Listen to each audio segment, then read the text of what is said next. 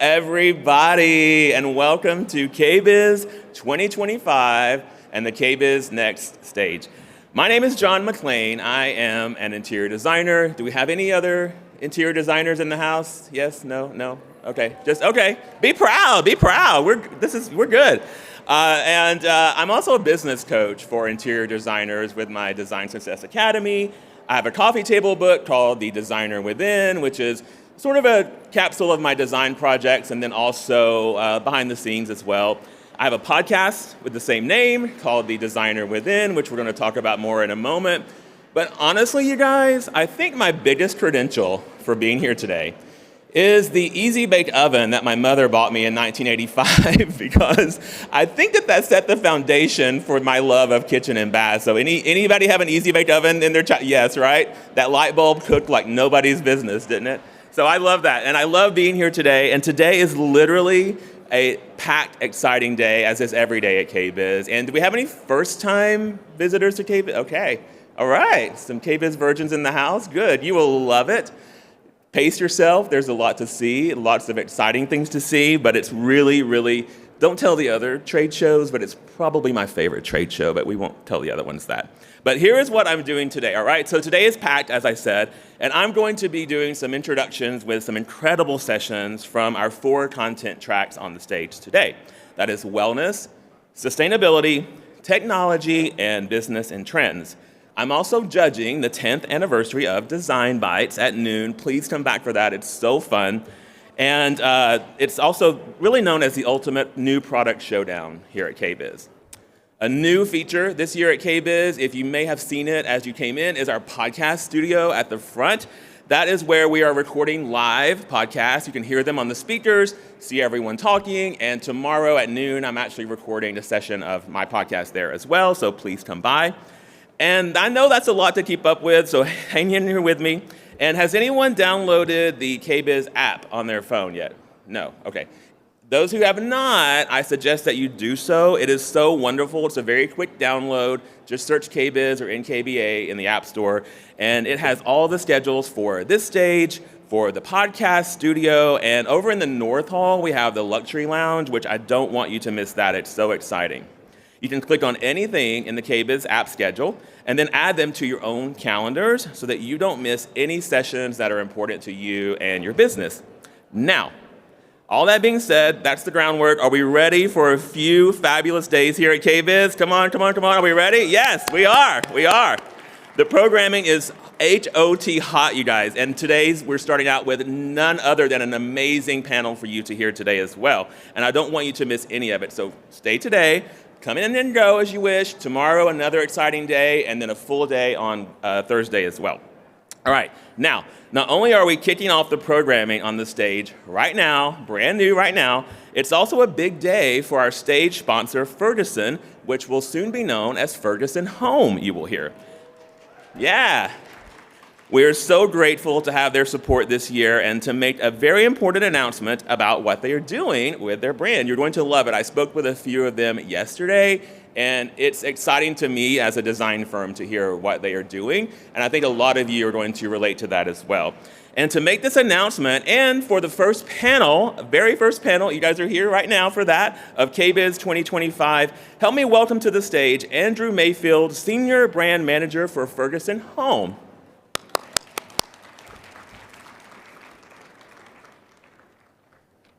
Thank you, John, and thank you all for being here. It's a great crowd, and it's a big day, for us at Ferguson. We are launching a new brand today. It's called Ferguson Home. We are merging our Build with Ferguson and our Ferguson Bath, Kitchen, and Lighting Gallery, that's our showroom business, brands into a single unified brand, Ferguson Home, and it really is bringing the best of those two worlds together as a unified brand under one name, so it's easier to understand how you're working with Ferguson at any time. And we are extremely excited about this announcement. We have a lot of great events happening throughout the show to celebrate this launch, and we're so happy that you're here and celebrating it alongside of us as a major milestone for us in this industry. So thank you. So this is a big day, and on behalf of Ferguson and Ferguson Home, I am pleased to introduce you to our moderator, Bill Hanley, as well as the NKBA Design Council, Thom Filicia, Celerie Kemble, Michel Smith Boyd, and Caleb Anderson. Bill Hanley has written about architecture, design, and visual art for numerous leading publications and is currently the editor-in-chief of Dwell magazine. Thom Filicia is a best-selling author, influential designer, TV personality, and international tastemaker with his own Thom Filicia home collection. A distinguished designer and author, Celerie Kemble leads the New York office of Kemble Interiors and has licensed products spanning fabrics, wall coverings, furniture, and lighting. Star of hit shows HGTV's Lux for Less, Rock the Block, and more, Michel Smith Boyd has received countless accolades, including being recognized as one of the top 10 African-American designers in the country. Caleb Anderson has recently been named the sole principal of renowned firm Drake Anderson, which will transform into and design this year. Caleb is also the founder of Well Designed, a wellness-driven initiative supporting the design community. Please welcome to the stage the NKBA Design Council and Bill Hanley. Oh yes, and we do also have a video to show you. I apologize. That was supposed to be one of the big things that we were going to do for this announcement. We're going to show a video of the Ferguson Home brand launch and a little bit about what we're about at Ferguson Home. Thank you. Ferguson Bath Kitchen and Lighting Gallery and Build.com are coming together as Ferguson Home. Whether you're creating your dream home or you're a pro managing multiple projects, this is where great ideas become stunning spaces. Ferguson Home is designed for the way you want to shop. Explore the best selection of bath, kitchen, and lighting products online or experience items firsthand in one of our showrooms. Our experts will be there to provide personalized project support from start to finish. Bring your vision to Ferguson Home, where it all comes together. I'm going to throw it out. Everyone has to introduce themselves.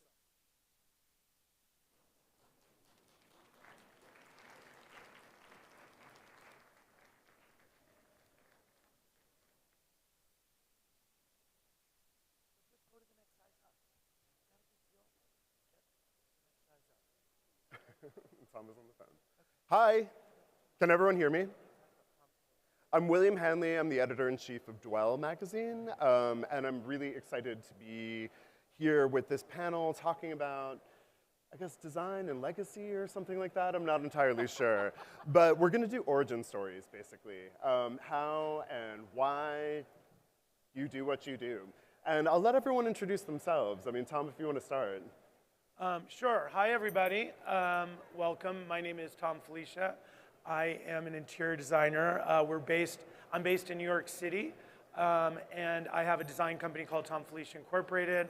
I also have a home collection called the Thom Filicia Home Collection, which is furniture and case goods and upholstery and lighting and all bedding and wall coverings and all of that, so about 10 different categories. And then I also have a showroom in New York City called Sedgwick and Brattle, which is in the New York Design Center. And yeah, that's how I roll. Hello. Caleb, you want to go? Hi, my name is Caleb Anderson. I am principal of Drake Anderson. We're a design firm based in New York. Actually, this coming year, I'm rebranding the firm to And Design. I concluded a 10-year succession plan with my partner, former partner, Jamie Drake. I'm also co-founder of Well Designed, which is a wellness organization for the design and architecture community. And I'm happy to be on the NKBA Design Council with these amazing people and speak with you today. My name is Celerie Kemble, and I am the head of the New York office of Kemble Interiors, a design firm that straddles Palm Beach and New York. Like Tom, I've had sort of a journey into licensing and furniture design and do fabric, furniture, wallpaper, case goods, upholstery. I've actually followed in his footsteps in many places. I find, I see where Tom goes, and I'm like, okay, they need a buddy for him. So I go along. I love it. But I work all over and have found myself here as part of NKBA and KBIS on the Design Council, really learning as much as I'm pretending to impart to you. So it's been an exciting, this is our second year, and it's really been a wonderful experience. My name is Michel Smith Boyd. I am principal of MSB in Atlanta. I think that's where I live. And I have a couple of licensed collections also, mostly paintings, rugs, and a few retail collections at Z Gallery, Crate and Barrel, and I am a regular contributor to a couple of shows on HGTV. Phenomenal. So yeah, whatever legacy means, I want to ask everyone first about their kind of origin story. Like, how did you come to design? Why did you get into this business? We have a professional audience here, so I'm sure they all have their own stories. Sorry, Celerie, I'm going to put you on the spot. I was about to say, I can go first here because my legacy story is probably the most perfect. My mom is an incredible interior designer, and I grew up being dragged around to all of her projects and forced to look at every pretty house that existed in whatever town we were visiting, and sat hours at antique stores, just like the dog looking at the candy bowl, waiting to leave or be offered one. And after college, I worked very quickly in film production, but realized I was having a lot more fun decorating the office than I was doing the work I was poorly paid at that point, but committed to doing. Sounds like the film industry. Because my mother trusted me, I had an enormous head start and was unleashed on all the single men I went to college with in New York who were at that point just getting their sort of first, second, third year bonuses in the investment banking world. Being very literal, so you realize how absurd everybody's story probably is. And I was trusted to go make the mistakes, but intervene between the girlfriend who was not going to end up being the wife and the mother who was not to decorate her son's apartment. And that was kind of the foundation of my career. And I started to receive press for the work I did, and then it snowballed, and an ambitious monster. Rebel? Why didn't you rebel? Why didn't you run in the other direction? I tried to. That's what the film production was. I was not a design student at school. I was always pretty nerdy and my grades were good, but the only C I got in college was because they didn't have my comment was, we didn't have the heart to give you the D you deserved in my drawing class. So I love assembling things. I like creating poetry out of furniture, lighting, fabrics. I am not a designer per se, in that I'm not an engineer. Mm-hmm. I'm a creator of the language of things. So that's my history in a nutshell. It's amazing that you went into the family business. Oh, I like it. Yeah, and I still like my mom 40% of the time. And her mom's amazing, My by the mom's way. incredible. She's very cool. That Still sounds working. Very cool woman. Yeah. So Thom, how were your grades?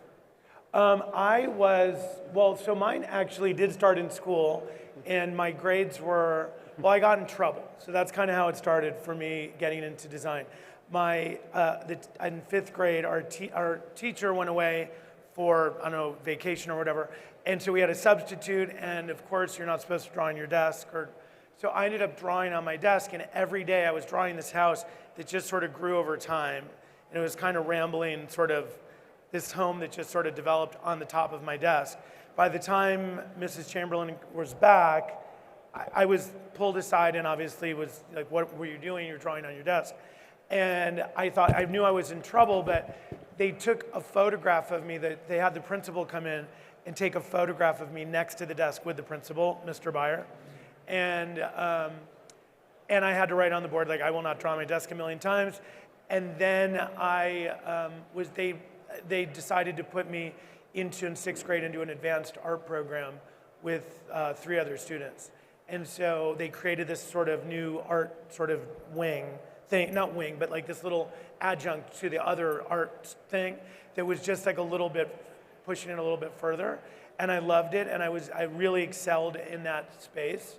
And that was sort of the beginning. I thought I wanted to be an architect, and that was sort of the direction I was going in at that age. I was like, I wanted to be an architect. So my dad taught me how to draft, and then I would sit in meetings with my mother and the woman that was like kind of helping my mom do sort of, different things in the house, decorating, that she worked with. And I would sit in on the meetings, and I started to realize that I was loving what they were talking about as much as drawing houses. So by the time I looked at colleges, I was looking at industrial design, interior design, and architecture. And when I met with the architecture students, I was like, so what do you do on the weekends? And they were like, absolutely nothing, because we're stuck in our studio. So I was like, we're gonna have to check this off the list. And then I looked at industrial design and interiors. They were in the same design program. And I thought, so I just kind of made the decision I had 1 year to decide, and it was very quick. It was a very quick decision. I loved sort of being in the interior design space in college, and that's sort of how I sort of found interior design. And it was, developing my portfolio in high school, that was also sort of an interesting, sort of process in terms of figuring out what I wanted to do. But yeah, I feel like interior design sort of found me. I also would do things like, I would just like anything I didn't like in the house I grew up in, I would just hide it from my parents, like an accessory or something that I just thought was unnecessary. They were like, You're editing already? At a very young age. Very young age was editing. That drove my parents a little crazy, but I don't know. Caleb, you're It up just seemed next. like a fit. Yeah, so I was never really exposed to interior design as a kid. I grew up in a small town in Texas, and I was kind of an artsy, quirky kid, and I was always fascinated with, my mom was actually quite talented at decorating in her way with the things she had, so I always loved kind of working with her and helping her with that.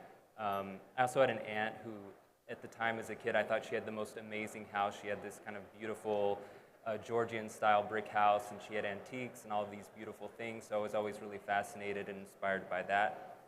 And then besides that, I was just very, very artsy, and so as I became, a little bit older, I started thinking about what would be a viable career path for an artsy kind of person, so I started looking into interior design. By the time I was in high school, I loved all the magazines, books, and things like that, and so I studied in college. And then I actually had an opportunity to help my aunt renovate the house that I was so fascinated with as a kid. Yeah. That's great. So that was kind of my first foray, as a professional. And then in college, I sent my resume. I went to school in Texas. I sent my resume to some firms in New York and got an internship with my former partner, Jamie Drake, and was like, wow, I never imagined coming to New York.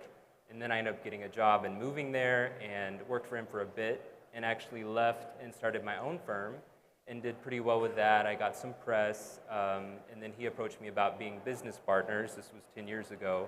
And that succession plan concluded this past year. So it's a pretty wild journey. Yeah. Cool. Yeah, it's interesting to reflect back on all the chapters and kind of see where I started as a kid and where I am now, and kind of even within that, what's been important. I think when I was younger, as a designer in New York, it was about wanting to be published and wanting to have certain types of projects and these kind of things. I think now, what I've become so passionate about is really infusing more purpose into the work that we do. So really trying to incorporate things in our firm. I've established a whole framework, really following the common materials framework, where we look at things like circularity, equity, healthy materials, and really trying to find a way to bridge luxury design with these values. And so that's really the opportunity that I'm leaning into in the next chapter, so I'm excited about that. That's fantastic. And it kind of goes to a question that I want to ask everyone in terms of how they came to their practice, how they established it. But Michel, you have to give us, what was your first encounter with this industry? A little bit of Caleb, a little bit of Thom, a little bit of Celerie. I'm from that small town like Caleb where I wasn't exposed to design. And I really only came alive in art class, to tell you the truth. And I thought that I wanted to be an actor. I'm from a really romantic place, Louisiana. We just talked about that. And so it's always music and And I feel like in order for things to be romantic, it's got to have a little bit of turmoil.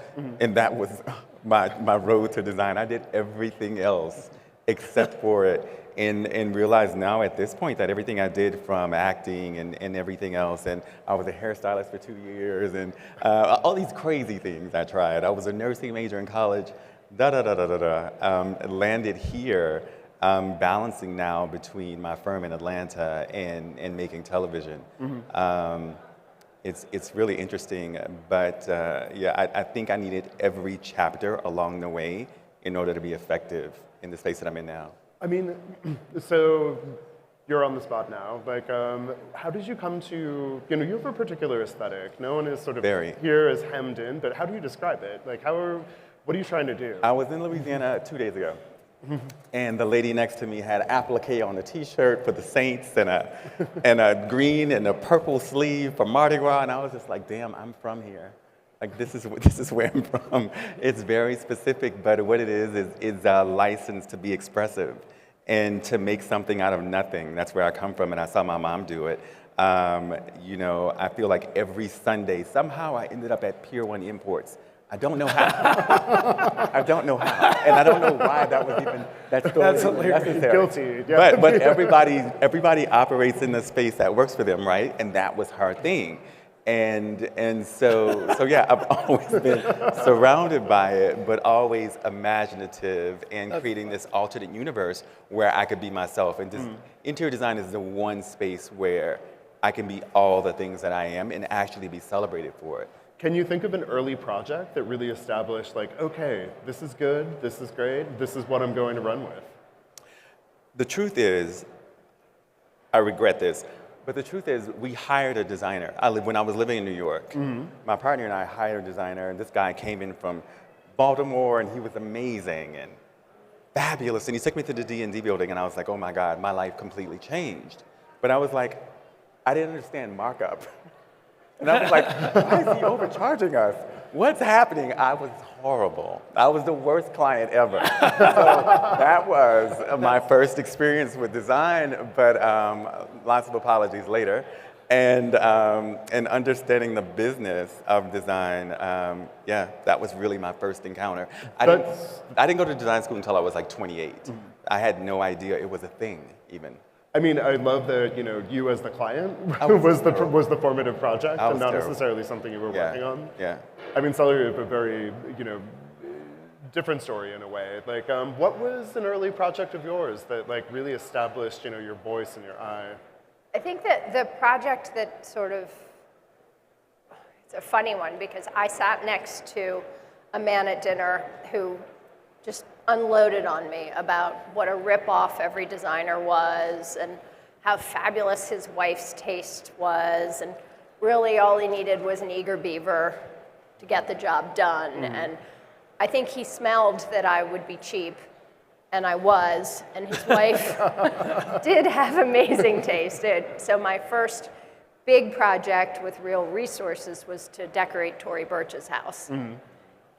She didn't necessarily choose me. Her husband was like, here's this little blonde girl I met. I'm tired of listening to, actually it's an amazing designer she had been working with. And she did have great taste. We ended up, I think, doing a fabulous job. Her house was beautiful. It was published.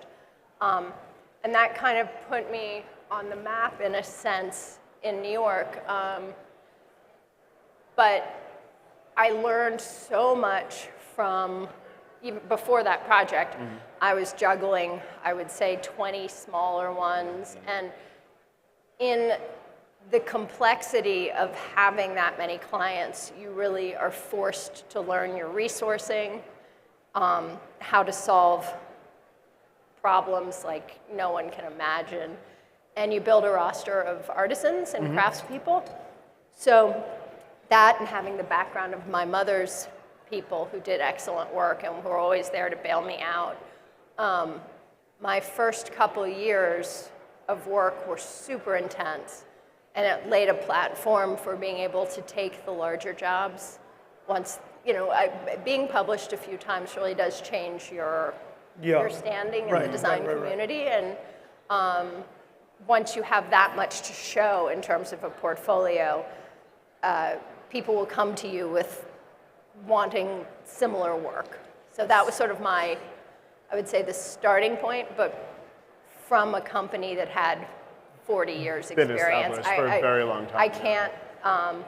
I can't accept any Yeah. lauding For the about my foundation. success without acknowledging I had a really strong platform to start Well, describe the style.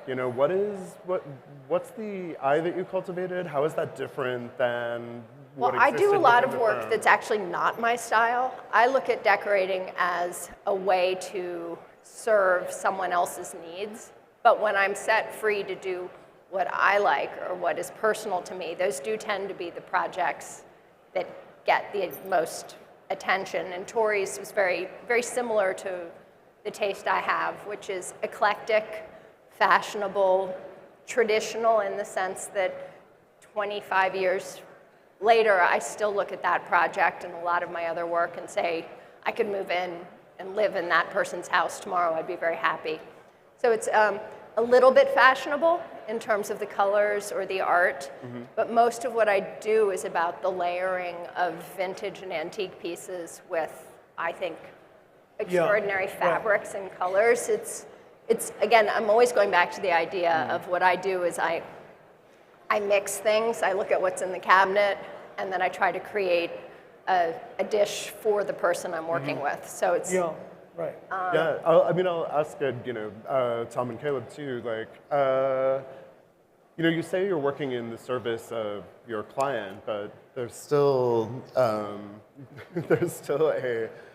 aspect of Sort of your own your taste, aesthetic. your own It's idea. sort of, What's the best advice you've given someone? How have you talked a client down from something awful? How have you encouraged them to do something great? I mean, I feel, well, so my original, like when I started working in design, my internship was with Parrish Hadley, and I worked really closely with Albert Hadley, who I was really like, he was, it's just their body of work and the way he approached design was sort of this sort of traditional kind of world, or this, classical world of interiors, but at the same time he had sort of a modernist approach, or sort of a clean designed approach to sort of that sort of world. And I loved that sort of tension, and sort of that is something that was very appealing to me because it was very much about design, but it was rooted in things that I was very attracted to as sort of a lifestyle.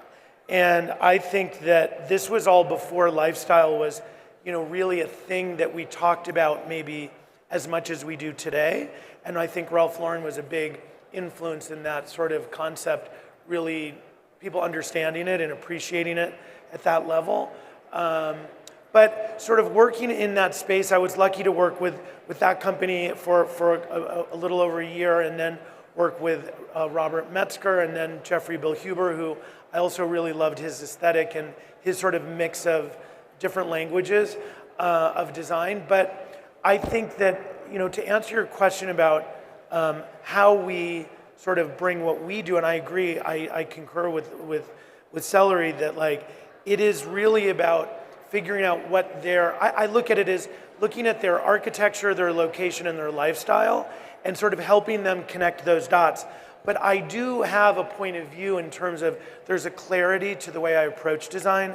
I really look at things sort of, what is the sort of the essence of what this is, not sort of the literal interpretation of it. So I love when design there's a nuance to it or a subtlety to it, although it feels current and fresh, but it feels like it's rooted in sort of tradition and things that we are connected to and that we feel comfortable with, but seen in a fresh way. So that's what I like to bring to the table, but I can bring that sort of point of view to a traditional Georgian or a renovation of a Yankee barn, or it can be a glass box, in Tribeca, or a ski house in Colorado. You can use that philosophy or that approach, whether it's traditional or it's more modern, but it does keep a clarity. And I think my clients tend to like the clarity and sort of boiling things down to sort of what their essence is, and giving them something that I think at the end of the day feels more like it tells their story and it feels more authentic to their lifestyle, the way that they live, the way that they entertain, whether they're raising children or they're a couple or an individual. It's sort of, it's really in some ways understanding the brand that you're working with, whether it's a person, a family, a company, and keeping it true to that, and also helping them utilize your sort of vision of how to get there, and of course, hopefully your professional, ability to make it happen. Yeah, I mean, Caleb, I'll ask you the same question. I mean, as far as client dynamic goes, how do you know you've nailed it? How do you know you've really distilled their hopes, fears, and aspirations into an interior? Yeah, I mean, the process with client for me, it's interesting because it's evolved over the years. I think in the beginning, I was notoriously a people pleaser, and so I would do a lot of things I didn't necessarily agree with, and there were outcomes that I wasn't always happy with. But I think, similarly to Thom, it's really about a lot of listening and even intuition and really understanding the essence of the client and expressing that, through a vision. We started using, I have a really talented 3D artist that I use, and so we can really conceive these compelling environments that give clients a sense of what the space will actually look like and what it will feel like. And typically, their reaction to that, they're pretty much seeing what they're going to get. It lets me know, okay, I've nailed this. But I've tried to encourage clients, especially over the past few years, because they're coming to us, with a bunch of Pinterest printouts and specific projects from our portfolio, which is helpful. But for me, again, it's like, okay, how do I understand who you are and infuse it with sort of these likes or dislikes and going through that process. I actually had a client recently who was, they were an Indian couple, and we were doing this beautiful project, and they were very much about our portfolio. And they were kind of on the fence about including some cultural elements because they didn't necessarily feel like it fit in the aesthetic. But I think one of the things that I do so well is finding a way to create a common language and really create an environment that has these references in nuanced ways, and pulling that all together. What is the vernacular of this space where we're pulling this and pulling in things that are meaningful to the client as well as things they're seeing that they're liking from our portfolio. Yeah, it seems like a sort of distillation of their interests. Michel, we've talked about this before. Can you give an example of when you've talked a client down from doing something awful? I think we've talked about designer as therapist. Yeah, we totally are. I think we all do it though. I think it's necessary. We kind of hone that language along the way. It's not something we learn in school. It's kind of on the job training. With me, I think it's of a specific project. It's almost like dating, actually. Who have you helped? It's almost like dating. I introduce my ideas in a way that are just alternatives to theirs, Like, I love what you said there, and I'll build, and before you know it, it doesn't look anything like it started, and it's their idea, I mean, that's just what it is, but I like to give clients options, too. And I'm not going to share anything that's not amazing or that I don't agree with. I designed 2 kitchens for the main kitchen last week and 2 primary baths for the bathroom, and really talked about why I thought both of them represented him really well. And it's a little bit of extra work, but I mean, we get lost in what we do all the time. I love my job. So, I mean, he had such a good time going on the journey and understanding why I made these selections for this part of his personality. He is a board member for the Detroit Institute of Art. So having an artful house where he can entertain. Great institution, too. Yeah, it's fantastic. But that's a different kind of pressure for someone who's more exposed and understand how art works and so forth. I think our last talk was about art. Yeah. He is more knowledgeable, and he got really excited about how I saw him evolving. And one of the scenarios was who he'll be at 60 and versus an elevated version of who he is now. And he got really excited about that. But I mean, I just kind of drive the conversation that way. I mean, that goes to what Celerie was saying, like about, looking at a project from many years ago, and it has, timelessness is such a cliche, but, if you can look back on it and say that this endures in a way, I think that seems like success.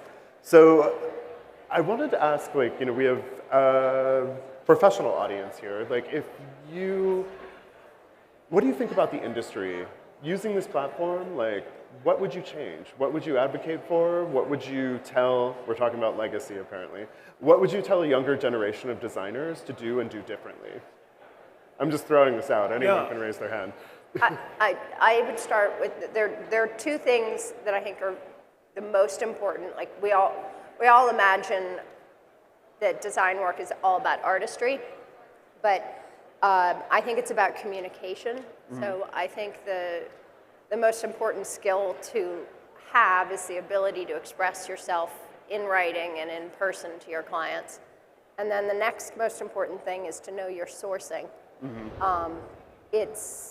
There are a lot of designers who can point to things they would like to manifest in your home, either a feeling or particular pieces of furniture, but if they don't know who makes them well, who makes them at what price points, how long it takes to get them into the home, and those are the most important skills that we bring to a client meeting, is knowing how to put our vision in. And that's where trade shows, being here or in High Point or going to the gift show in Atlanta, it's your foundation. And then the top layer of antiquing or sourcing through fabric is, as a showroom owner, designers are nothing without what objects we're putting into people's homes. As a journalist, I love it because I can get very hands-on with material in a way that you don't necessarily. And I always tell the team, we're not writing about beautiful photos on Instagram. We're writing about actual spaces. Yeah. Well, I think what's interesting is when you ask,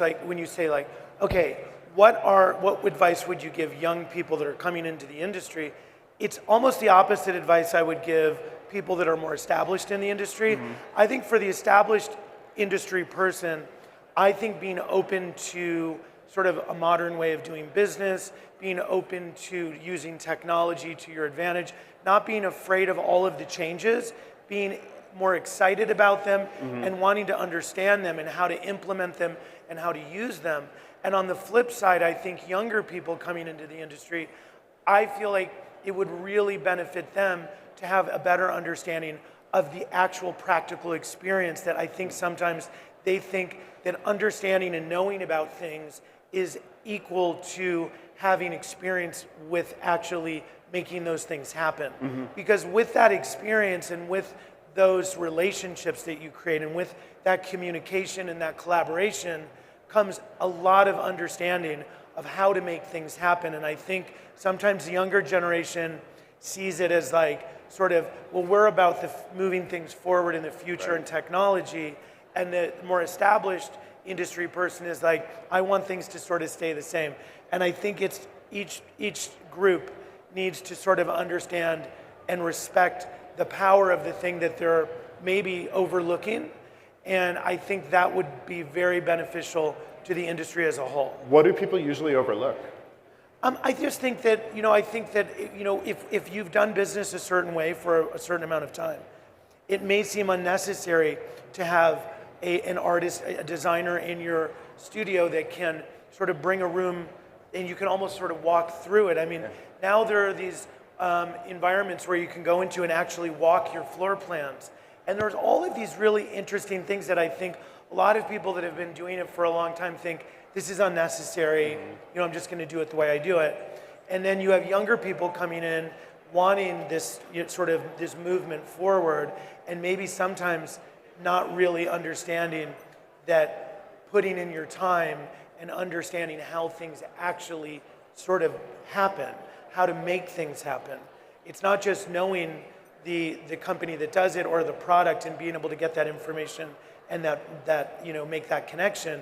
It's really having the relationship with that company, understanding, having worked with them, knowing the best ways to make those things happen, knowing how to value engineer them and make them fit a project, whether it's a commercial project or a residential project, which have a very different DNA. Yeah. So I just think that the collaboration and the openness, whether you're a young person starting out, and sort of the respect of what's come before you, and also for the established designer to be really interested in things that they don't even really understand, but they promote the idea of the industry moving forward.